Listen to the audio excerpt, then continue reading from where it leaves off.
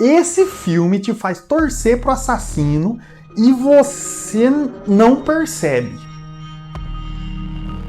Bom, eu tô falando do Jurado número 2 e se você não assistiu, recomendo que assista, porque esse vídeo tá cheio de spoiler. E se você assistiu, vem comigo que eu vou falar a respeito do que eu achei desse filme. Vou falar a respeito do final do filme e vou tentar aqui explicar um pouco do final desse filme que fica um gostinho assim, tá, o que foi que aconteceu, não é? Então, vem comigo. Maybe I didn't hit it here. Fala pessoal, sejam bem-vindos à Taverna do Leitor, meu nome é José Augusto. Tô aqui para compartilhar com vocês parte do conhecimento que eu adquiri através da leitura e de outros conteúdos, de outros estudos, e tô aqui para compartilhar isso por meio de análises dos materiais publicados recentemente, como filmes, séries, animes. E se você gostar desse tipo de conteúdo, sugiro que você se inscreva aqui no canal e bora pro vídeo. 1 year ago, on October 25th, the defendant, James Scythe, and his then girlfriend, Kendall Carter, they had a fight. And he's gonna pay for what he did. Bom, antes de mais nada, eu quero deixar uma coisa muito clara, que uma obra, ela tem o que o autor diz, o que o autor tinha de intenção ao criá-la, e o que a gente interpreta. Ou, no meu caso, o que eu interpreto com base nas minhas experiências e nos meus estudos. Então, nada do que eu vou falar aqui a respeito desse filme é opiniões do autor ou estou 100% certo, foi intencional a respeito. É sim uma análise minha, da minha experiência em relação ao filme, com base em materiais que eu já estudei fora das telas. Então, com esse disclaimer aqui, bora pro que importa. Bom, primeiro, se você não assistiu ao filme e chegou até aqui, recomendo que você assista antes de assistir esse vídeo. Se você não liga para spoiler, assim como eu, bora lá e quando você for assistir o filme, preste atenção nesses pontos que eu vou falar. Bom, eu tenho um método de compreensão do material que eu consumo, de forma ativa, que ela parte do pressuposto de encontrar uma unidade em uma obra. Então, o filme, o Jurado número 2, a unidade que eu encontrei, os temas principais que eu encontrei, que me chamou a atenção nesse filme é culpa e justiça, ou no filme, a injustiça. Então, eu vou utilizar esses dois temas para fazer o relato desse vídeo, inclusive para abordar o final e o que eu entendi no final desse filme. Então, uma recapitulação básica, nós temos 4 personagens que são, eu diria, principais, que é o protagonista, o Jurado número 2, um personagem que vem se recuperando do álcool, que está sóbrio há 4 anos, conheceu uma professora que deu uma chance, que confiou nele, e o casal já perdeu uma gestação anterior e estão numa segunda gestação e há uma gravidez de risco, e ela já está praticamente no final, quando ele é convidado para ser jurado do caso. O segundo personagem bastante relevante dessa série é a promotora, que é a promotora do caso de acusação, e ela tem um adicional que ela está concorrendo para a eleição de promotoria. Acontece que nos Estados Unidos alguns desses cargos judiciários são eleição e não por nomeação. Ela está concorrendo ao cargo de promotoria e esse caso pode influenciar diretamente, positiva ou negativamente, a sua eleição.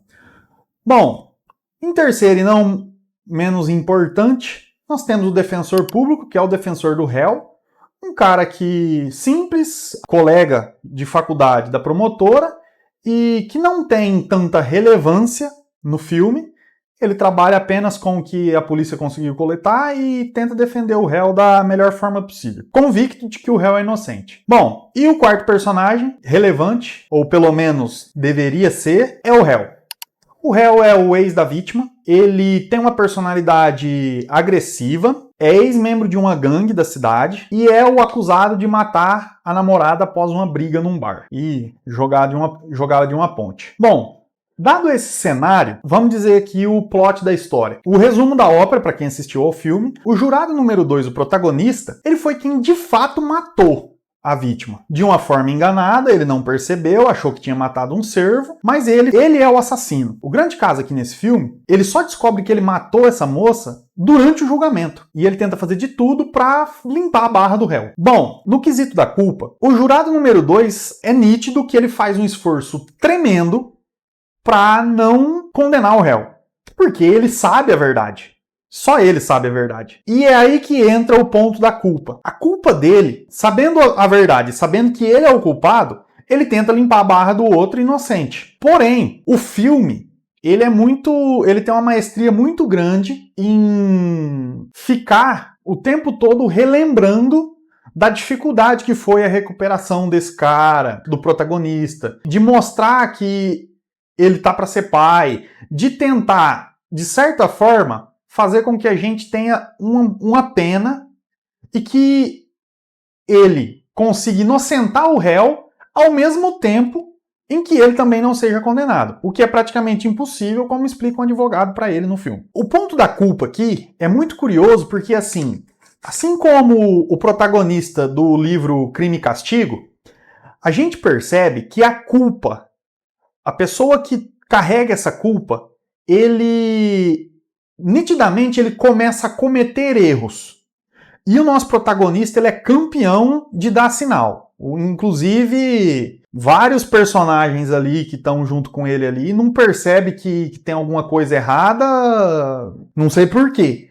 Porque assim, ele dá vários sinais, ele desmaia, ele tem fraqueza, ele passa mal.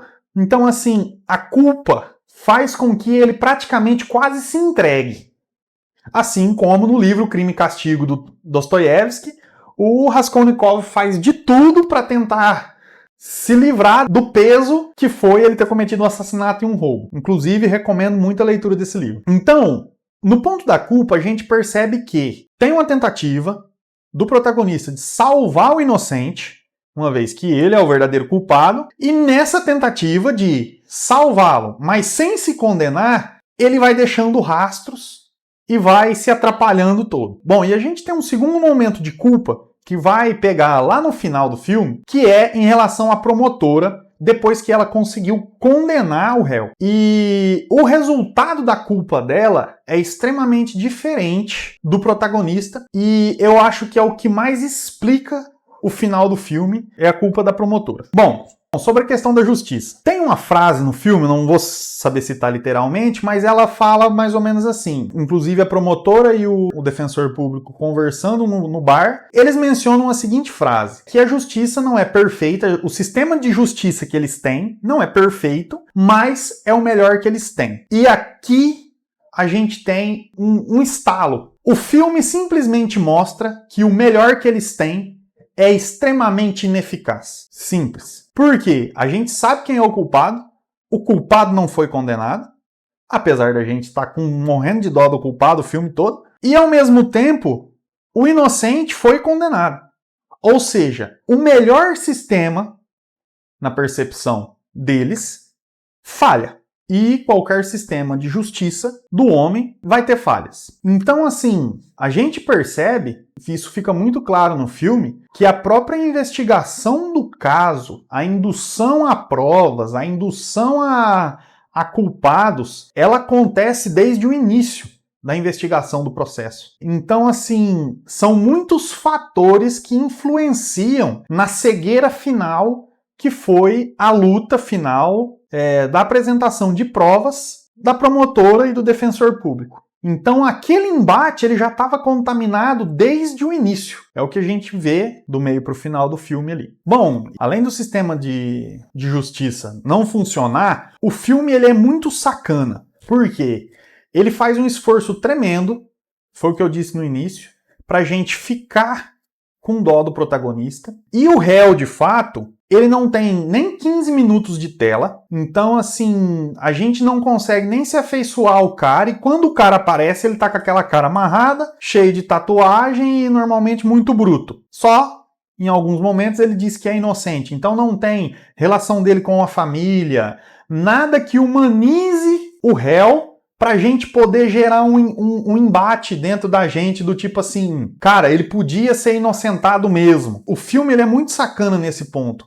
Ele não teve, digamos assim, um pouco de coragem de tentar dar margem pra gente de fato ficar tipo assim, tá, eu tô com dó dos dois, e agora? O filme ele não faz isso. O esforço dele é muito vago em relação a isso. Aliás, o O esforço dele é nulo em relação a isso. A única coisa que ele queira é que você torça pro assassino.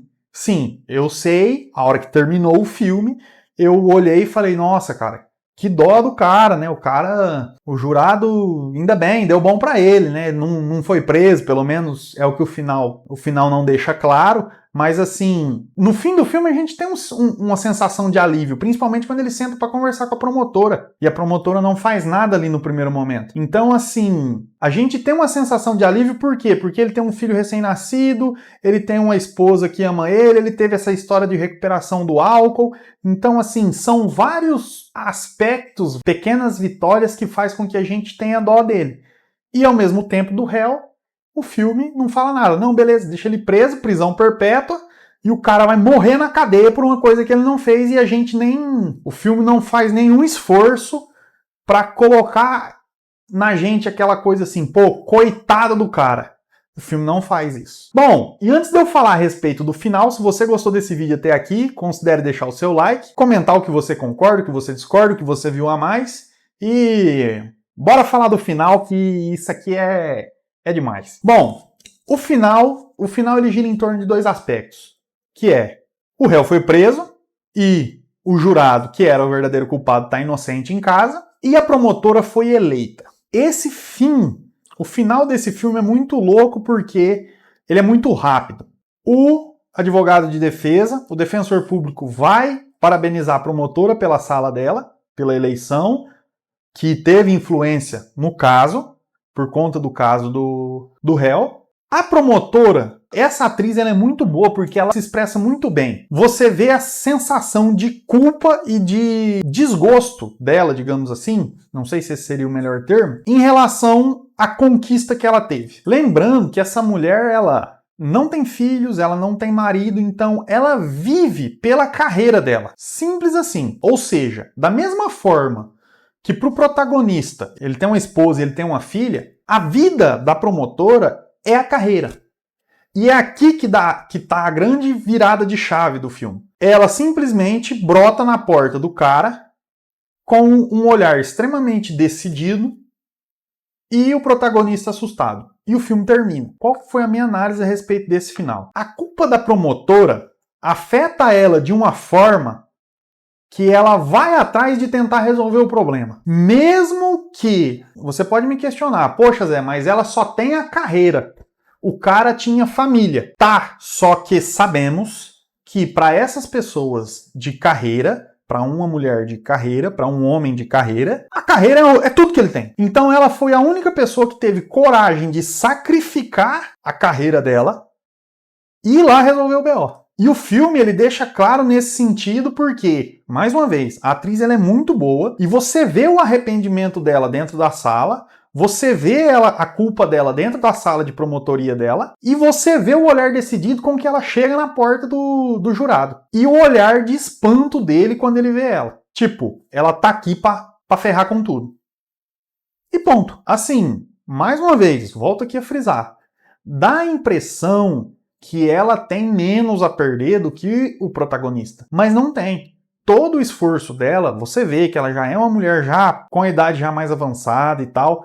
E assim, o esforço dela é praticamente o mesmo que ele teria, não estou relativizando vidas, nem nada do tipo, criança, família, nem nada. Só que assim, pensando em uma sociedade em que um cara se esforça para proteger a família, essa mulher está se esforçando para proteger a carreira também. Só que ela sacrifica a carreira em prol da justiça, uma vez que, e aqui onde eu acho que fica o ponto mais relevante para o lado dela, que faz com que ela seja mais corajosa, ela é promotora. Diferente de um advogado que às vezes vai tentar a justiça por um réu que já é culpado, ela já joga no time onde ela quer a lei prevalecendo o tempo todo. Então, esse é o ponto que dá para ela uma credibilidade maior e uma facilidade também para fazer o que ela fez. Eu vou sacrificar minha carreira, eu vou sacrificar a eleição, mas eu vou pôr um ponto final nisso porque eu não consigo colocar minha cabeça no travesseiro e dormir. Então, diferente do que o jurado fez, ou que o Raskolnikov do Crime e Castigo, inclusive eu deixo aqui minha indicação desse livro para vocês, o link da Amazon tá aqui nos comentários e na descrição do vídeo. Essa mulher, ela foi muito corajosa, no fim do filme. Ela conseguiu peitar a culpa e ter a coragem necessária de resolver o problema. Bom, essa é a minha análise a respeito desse filme. Se você gostou, não esqueça de se inscrever no canal, curtir, deixar o seu like e comenta aí, vê o que você concordou, o que discordou e fiquem todos com Deus e tchau, tchau.